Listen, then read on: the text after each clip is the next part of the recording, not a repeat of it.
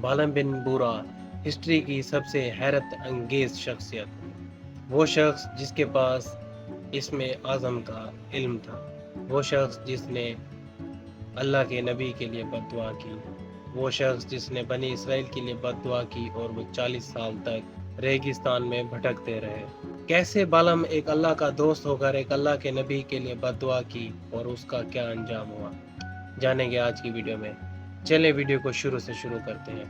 अस्सलाम वालेकुम, मैं हूं मुज़म्मिल। अगर आप ऐसे ही इस्लामिक हिस्ट्री और हैरत अंगेज इंफॉर्मेशन में दिलचस्पी रखते हैं तो चैनल को सब्सक्राइब करें। बालम बिन बुरा हज़रत मूसा अलैहिस्सलाम के दौर का एक आलिम दीन और इबादत गुजार परहेजगार शख्स था। बालम शाम की सरजमीन में पैदा हुआ था। इसके वालिद का नाम बाउरा या बाउर था। बालम को बचपन से ही इल्म में बहुत दिलचस्पी थी। देखते ही देखते बालम ज़बूर का बहुत बड़ा आलिम बन गया। बालम वो शख्स था जिसके पास इसमें आज़म का इल्म था। इसमें आज़म की ही मदद से बालम की हर दुआ या बद्दुआ कबूल होती थी। हज़रत इब्ने अब्बास रज़ी अल्लाह ताला अन्हो रिवायत, अल्लाह ने फ़िरौन और उसकी कौम को दरियाए नील में गर्क करने के बाद बनी इसराइल को हुक्म दिया कि वो कौम जबरीन पर हमला करें, मुल्क शाम की ज़मीन पर आबाद हो जाएं। इसके बाद मूसा अलैहिस्सलाम ने एक लश्कर लिया और कनान की तरफ रवाना हो गए।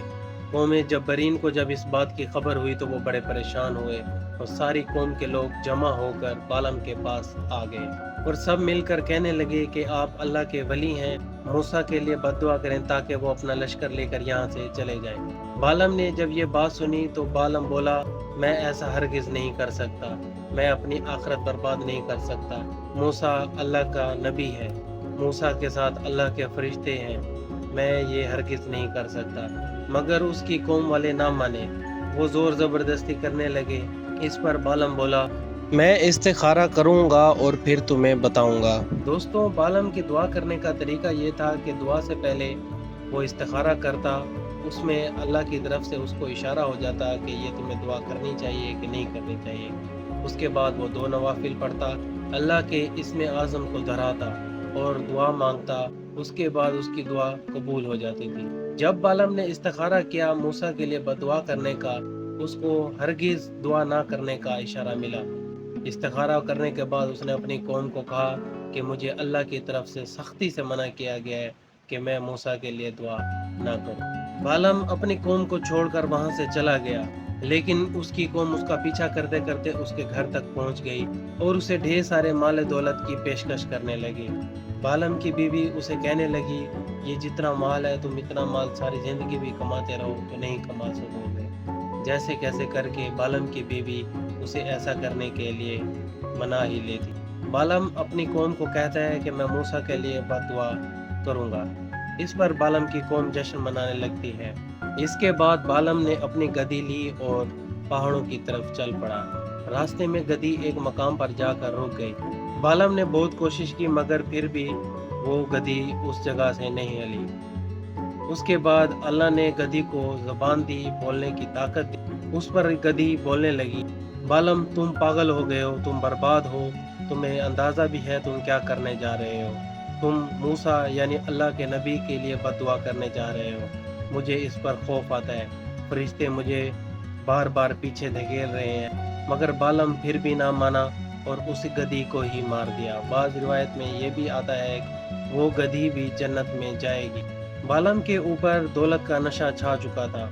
वो इतना बड़ा मौजदा देखने के बाद भी बाज नहीं आया और वो दुआ करने के लिए पैदल ही उस पहाड़ी की तरफ चल पड़ा। चलते चलते बालम जलसान नाम की पहाड़ी पर पहुंचा। इस पहाड़ी के उस तरफ मूसा का लश्कर मौजूद था। बालम वहां पर पहुंचने के बाद जोर जोर से बनी इसराइल के लिए बद्दुआ करने लगा। जैसे ही वो मूसा की कौम के लिए बद्दुआ करता, अल्लाह की तरफ से उसके मुंह से अपनी कौम के लिए बद्दुआ निकल जाती। उसकी लाख कोशिश करने के बाद भी वो बनी इसराइल के लिए बद्दुआ नहीं कर पा रहा था। इसके बाद भी बालम बाज ना आया। उसने एक तरकीब सोची और वो अपनी कौम की तरफ वापस पलट आया। उसने आकर अपनी कौम को समझाया कि मेरी दुआ अब मूसा का कुछ नहीं बिगाड़ सकती, इसलिए मेरे पास एक तरकीब है। बालम ने कहा कि तुम मुझे अपने बादशाह के पास ले चलो। बालम ने बादशाह को कहा कि मेरे पास एक तरकीब है जिससे جس سے بنی اسرائیل پر اللہ کا عذاب نازل ہوگا اور وہ یہاں سے چلے جائیں گے۔ بالم نے کہا کہ تم اپنے قبیلے کی خوبصورت عورتوں کو برہنہ لباس پہنا کر بنی اسرائیل کی طرف بھیجو، اور ان عورتوں کو سمجھا کر بھیجو کہ وہ تمہارے ساتھ کچھ بھی کریں تو تم انہیں منع مت کرنا۔ بادشاہ نے ایسے ہی کیا۔ بنی اسرائیل کے بہت سے مرد حضرات ان عورتوں کی طرف مائل ہوئے اور زنا کر بیٹھے۔ بنی اسرائیل کی سرکشی کا عالم یہ تھا، موسیٰ کے لشکر کا جو سپہ سالار تھا اس نے ایک عورت کو اٹھایا اور موسیٰ کی طرف چل پڑا۔ موسیٰ کے سامنے آ کر پوچھا، کیا یہ عورت مجھ پر حرام ہے؟ اللہ کے نبی موسیٰ علیہ السلام نے ایسا ہی کہا کہ یہ عورت تم پر حرام ہے، اس کے باوجود بھی میں اس کے ساتھ زنا کروں گا۔ وہ اسے خیمے میں اٹھا گیا اور اس کے ساتھ گناہ کر لیا۔ اس کے بعد بنی اسرائیل پر سے اللہ کی رحمت ہٹ گئی اور اللہ کا عذاب آ گیا۔ آہستہ آہستہ لشکر میں طاعون کی بیماری پھیلنے لگی، جس سے یہ بیماری بڑھتی بڑھتی پورے لشکر میں پھیل گئی۔ بہت سے بنی اسرائیل کے لوگ اس اللہ کے عذاب سے مرنے لگے۔ بعد میں موسیٰ علیہ السلام کی دعا کرنے پر اللہ کا عذاب ان سے دور ہو گیا۔ بالم کی اس چالاکی اور مکاری کے بعد بالم پر اللہ کا عذاب نازل ہوا۔ بالم کی زبان لٹک کر سینے تک باہر آ گئی اور اس کی شکل کتے میں بدل گئی، اور اس کے پاس جو علم تھا وہ چھین لیا گیا۔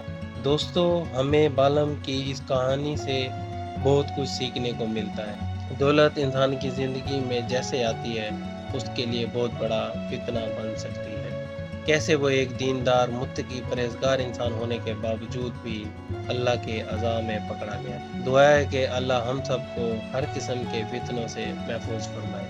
یہ تھی آج کی ویڈیو، امید ہے آپ کو مزہ آیا ہوگا۔ ملتے ہیں اگلی ویڈیو میں۔ اللہ حافظ۔